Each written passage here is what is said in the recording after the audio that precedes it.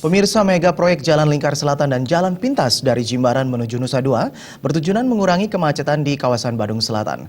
Panjang jalan mencapai 9 km dan anggaran yang disiapkan 900 miliar rupiah.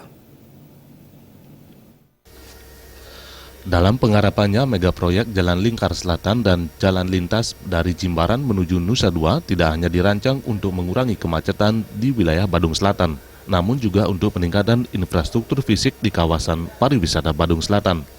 Menurut Ketua Komisi 3 DPRD Bali, Nengah Tambe, mendukung rencana pembangunan mega proyek Lingkar Badung Selatan dan berharap Pemkab Badung tetap mengacu pada detail engineering detail.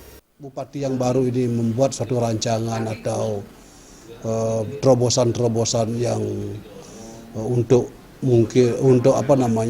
memudahkan, untuk juga memberikan kenyamanan orang berlalu lintas, itu kami dukung, tapi jangan lupa mengorbankan bagaimana caranya. Nanti kan ada proses DID segala macam, ada proses visibilitasnya, ada segala macam gitu ya.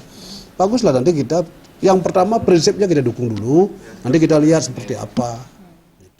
Tambe juga berharap Jalan Lingkar Jimbaran Nusa Dua akan memberikan sirkulasi lalu lintas di kawasan pariwisata Badung Selatan.